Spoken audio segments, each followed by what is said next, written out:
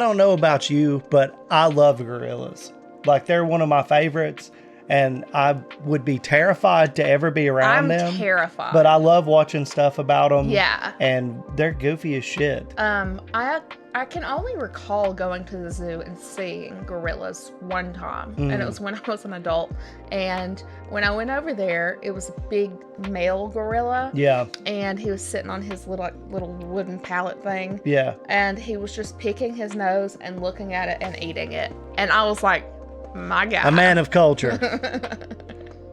It was very funny. A great man. It was very funny. Yeah, they're funny as shit. Like, I see memes of gorillas all the time, and like them seeing babies or like interacting with people at the zoo and everything. And then I've seen one badass video, and it's of this dude standing out in the jungle, and there's this fucking gorilla that comes charging at him, and the only reason he doesn't get fucked up is he just stands there and just doesn't move, and so it charges like at him.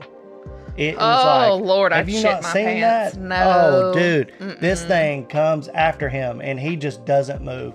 He stands there like the fucking man, and it goes, my bad.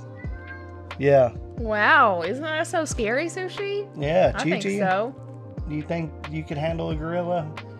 He would probably be able to run away from one. Or it's just like, you're my pet now. Yeah.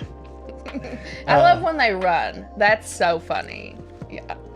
Yeah, they're very funny. Anyway, this is The Ridiculously Random Nature of Gorillas by Casual Geographic. All right. Hope you guys are ready, because we're getting ready to check it out. Let's do it. Oh my God. The greatest trick Hollywood ever pulled was convincing the world that gorillas were something to be scared of. Whole time it's an ADHD Uber ape built like a practical joke. The gorillini is the opposite of a sleeper build. They look like a flash pass to being full-time horizontal, when really gorillas are unintentionally the most unserious animals on the planet. Almost every character trait that made them feared back in the day actually makes them adorably ridiculous when you have context. Like you've seen this picture, a gorilla beating its chest and maybe you next has to be one of the most intimidating sights in nature. Yeah. For sure. The sound though. No That was way. not edited. Whole time this display sounds like an assault on bubble wrap. King Kong had you misunderstood. Only in a movie would you see this and hear the God of Thunder. It's more like someone weaponizing bubble tea in a straw. Put on a blindfold and it's not threatening anybody but Bubble Buddy, because it sounds like his family flatlined by firing squad. It's fitting. It was widely believed that the peg pounding was considered an act of war, but newer research says that it might help gorillas avoid conflict altogether. In a study done by Edward Wright of the Max Planck Institute for Evolutionary Anthropology in Germany, it was found that the biggest, name. most brolic mountain gorillas actually produce the sounds with the lowest frequency. Something about larger air sacs near the larynx, but it's considered an honest signal of competitive ability, and between two prime apes, the one with the higher frequency flesh tap might just tap out of a fight before it happens. So the chest beating actually allows smaller gorillas to avoid a fight they'd almost certainly lose, and lets gorillas choose the best option, since bigger males tend to be the first choice for intercourse. That's gonna be painfully ironic in a minute, but we'll get to that bridge. The other thing that apparently terrified early explorers into introverts was their jaw work. Gorillas have top 5 most inappropriate dental work for their profession, right up there with camels and the gelada monkey. It's almost divine intervention that a lawnmower with limbs has a stronger bite force than lions, hyenas, and Holy even a grizzly shit. bear. And if you watch gorilla ASMR, you can literally see the muscles attached to the sagittal crest. That crest is why the gorilla has a built-in mohawk. Lucky for literally everybody, gorillas only use those vice grip jaws to crush about 40 pounds of food a day. And you'll never be more grateful for their grocery list until you watch one peel a tree like a banana. All that food would mean nothing if they didn't also have a host of gut bacteria to help break it all down. But because all that bacterial work also produces gas, gorillas are almost in a perpetual state of flatulence. A Oh, troop of IBS apes my break God. more wind than a bloated beached whale, and it's so constant that researchers occasionally track traveling families through their South Mountain. that was unnecessary. Scientists even used a gorilla-coated camera to gain insight into the secret society of this steroid Oh city. my Oh, it's God. not What they real. found was that a well-fed family could blow a hole through the ozone layer. And out both ends. According to late gorilla expert Diane Fossey, gorillas burp as an act of goodwill and contentment. And you know, in some cultures, letting it out the attic is considered a compliment. But they Oh might my as well God. have gotten it from a knuckle. Oh my God! On a less Pause audibly this. offensive I'm note, not gorillas have also joking. Shorty just farted. Like, get your butt out of here. No way, Jose. Go, go, go. Go, go, go, go. You stink. This is why you're not allowed in here when we record. Go. Go. Oh, he single-handedly just nuked the entire fucking video. The whole fucking room. Like, I breathed in with my mouth and was like, "Oh, what was that?" Go on. Go. Oh my God. Also been recorded singing while they eat. Researchers What? refer to it as a chorus of appreciation. It's pretty cool. Check it out.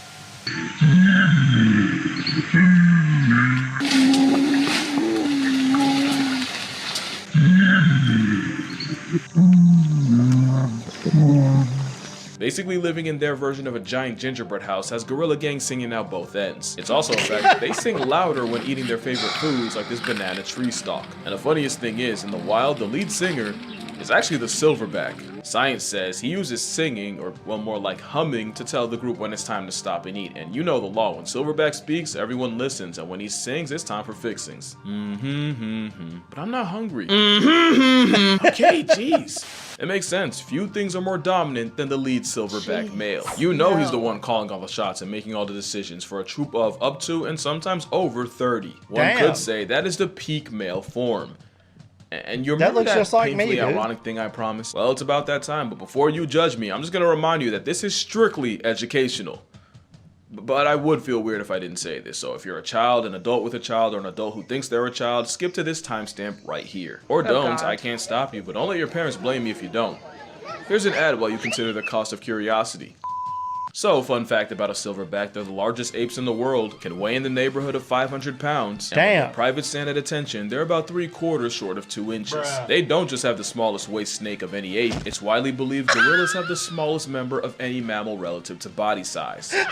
Kong ain't got I promise you he doesn't. In fact, if we scaled for size, you have a better chance at Subway of seeing a foot long than from a Giga Kong. I swear I'm not just using this for richer jokes. There's actually a reason gorillas ended up hung like a hamster. When you look at how all the great apes measure up, you'll, 1, end up on a list, incognito can't save you, but 2, you'll realize humans have more appendical advantages than just a long thumb. Hey, how's it going? Chimps, bonobos, and orangs are roughly about the same, but nature seemed to maliciously undercut gorillas in particular. Believe it or not, it's a direct reflection of how they live. Chimpanzees live in polyandrous packs where females can mate with multiple males, so there was evolutionary pressure for them to develop heavy huevos, since the more baby batter one can produce, the better chances one of his little swimmers wins the race to reality, which led to chimps having a massive man purse. I feel dirty. With humans, it's believed that earlier variants may have selected for the more groinally gifted, especially with humans being more bipedal. It'd probably be more of a factor. Eventually, that led to humans having more to flex under the waistband than just 9mm. But with gorillas, it's different. They often live in harems where all the females in a group practice their multiplication tables with the one silverback, which means they didn't have the selective pressure of dealing with other males like chimps, or even the pressure of females having a choice like humans. Also, another theory is that a larger Nixon might have helped shovel out rival nectar. Again, something a back of silver doesn't have to worry about. It actually ties back to the chest beating. Being an absolute unit was already so much of a flex that evolution didn't have to juice their stats in other ways. But unfortunately, it means gorillas are built like an anti-steroid ad. But also consider this, silverbacks are the embodiment of what podcast bros call an alpha male. If humans were truly meant to take cues from them to get Snickers, we'd be packing a Skittle. And with that,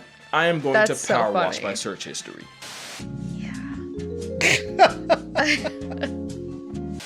Also, silverbacks aren't the aggressive jocks that movies made them out to be. Turns out, they're a lot more involved in raising children than we thought. Research actually shows that if a gorilla were to lose its mother, as long as it still isn't living off her milk, they'd still have an equal shot at surviving. It's because silverbacks don't give child support, they are the child support. It's even been proven that gorillas are more attracted to the sensitive, child-nurturing males, and not really the aggressive bully types. Which is probably why they put up with so much disrespect, and why the father instinct might not just apply to gorillas. You might remember in 1986, a child fell into a gorilla enclosure, crazy how often that happens, and 400-pound Yumbo went over and tried to comfort the unconscious boy. Even when the boy came to and understandably panicked, instead of wilding out at the sudden disturbance, Yumbo calmly guided the other gorillas to a corner of the enclosure while first responders rescued the boy. Ironically, this was during a time the majority thought gorillas were bloodthirsty savages patrolling the underbrush of Africa. That literally could not have been further from the truth. In fact, it led to one of the most infuriating arguments I keep letting myself get baited into. Anytime someone brings up gorilla versus grizzly, all I can think is, you don't know gorillas, and you really don't know grizzlies. Forget bears, there's cases of leopards causing problems for a plus-size primate, with records finding past tense gorillas with puncture wounds around the head and neck.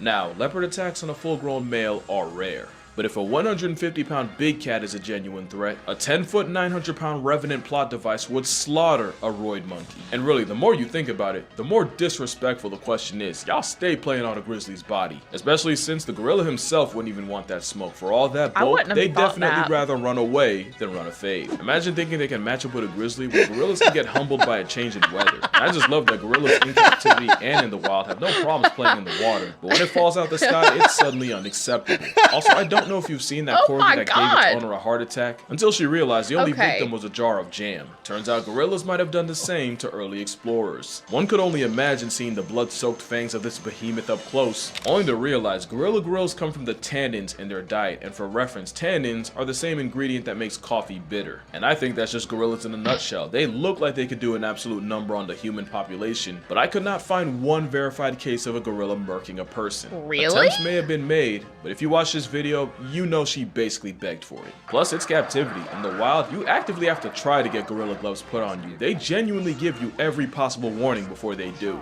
And even if you ignore the chest beat, the flashing teeth, and all the other signs a gorilla might give you, usually the most they'll ever do is bluff charge. Now, let me not be ridiculous. A gorilla could absolutely turn you into a human jigsaw puzzle. And for all I'm talking, a bluff charge from a gorilla would have my soul pump faking the higher power. But gorillas got stuck with the monster label, which means it distracted people from the fact that they're the most unserious animals on Earth. What do I mean? Well, you remember what I said about silverbacks being fathers? Well, this is Hatguy.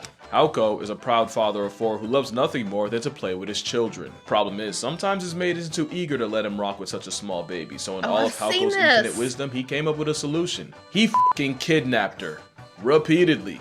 And yes, he did this with all his children, proving it really is a game to him. I'm sorry, you can't, you're telling me I'm supposed to be afraid of this? This is chronically unserious. Not unsurprising, gorillas have a genuine sense of humor. Had Marion Cooper have known, King Kong might have had a different storyline. Like Exhibit B, watch enough gorilla videos and you'll notice they have an interesting habit of grenading. As in, they'll throw something and immediately run away like skeletons. Now you could argue it's a territorial, non-verbal way to tell humans to F off, but that goes against my narrative, so I'm gonna disregard it. Also, they've done it so many times exactly like this. It's like, how am I not supposed to see this as a prank? And if you need more proof, Coco, the sign language speaking gorilla, once tied her caretaker's shoelaces together and then signed the word chase. Now I know there's been a dispute as to whether Coco actually learned sign language or was just a master mimic that learned sign language the same way dogs learn words like sit. There's a much more nuanced conversation to be had on whether Coco was a genuine case of comprehension or just memorization and regurgitation. But that's not why I'm mentioning her here. It's because she was involved in one of the most absurd lawsuits I've ever read. In 2005, 3 female former staff members filed a lawsuit against the Gorilla Foundation, because allegedly Coco was demanding that the workers flash her, and no, I do not mean with lights. According to Nancy Alperin and Kendra Keller, program director Francine Patterson told them that Coco had an obsession of the mammary variety and pressured them to expose their upper halves to the gorilla, even implying that their jobs would be in danger if they refused. They refused. And some of the quotes that will come out of this suit are almost too ridiculous to be real. And apparently Coco did not discriminate, with one man recounting a time Coco went up to him and demanded to see his human headlights, at a party no less. He didn't even say no, he said later, and according to him, Patterson put an arm around him and basically hit him with the, "Do you really want to say no to her?" There were other complaints like unpaid overtime, dangerous work environment, them apparently storing gorilla What's urine in the happening? same fridge they ate out of, but none as outrageous as a 350-pound bosom bandit. Especially when you find out Patterson would switch up majorly when big-time donors came around. What do I mean? Well, apparently whenever Coco would make one of her requests in front of a possible benefactor, Patterson would just say, "Oh, you know, nipple sounds like people." So what she's really saying is she wants to see more people. Yeah, they should have read the verdict right there, because who even lies like that? Really? I don't think that's how sign language works. Oh my God. The case was settled out, of course, so I guess we'll never know, but to be fair, how would multiple people lie about something like that? It means gorillas are the only animals to be formally accused of harassment of the sensually explicit kind. But it also proves that gorillas are just like us. They can multitask and focus on 2 things at once. I mean, they only share 98% of our DNA, and for the loud minority that's gonna somehow take offense, or, you know, make it racist, because, you know, I read the comments. I challenge you to spend a day watching a gorilla and tell me it's not an impulsive human in a fursuit. Like, I bet half of y'all didn't even realize that's a gorilla walking in the background. Yeah, this was a pretty unserious video for a remarkably unserious creature, but the point wasn't really to Disneyfy a wild animal. That's arguably as bad as turning them into monsters. But there is so much more to gorillas than a fade with Godzilla or the US Army, and I kinda wanted to show that. Especially when you realize gorillas have been getting slaughtered for as long as we've known about them, for bushmeat, for trophies, pets, and sometimes just for the sport, so us calling them dangerous is kinda wild. But I get it. Talk is cheap when it's in front of a green screen. So if this video gets 200,000 likes, I will meet a gorilla in person.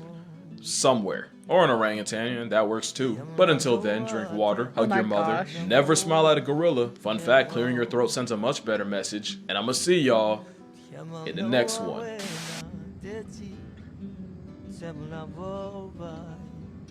Oh, he's gonna freak out. Well, that's a good shot. She's looking like dead at it. Oh.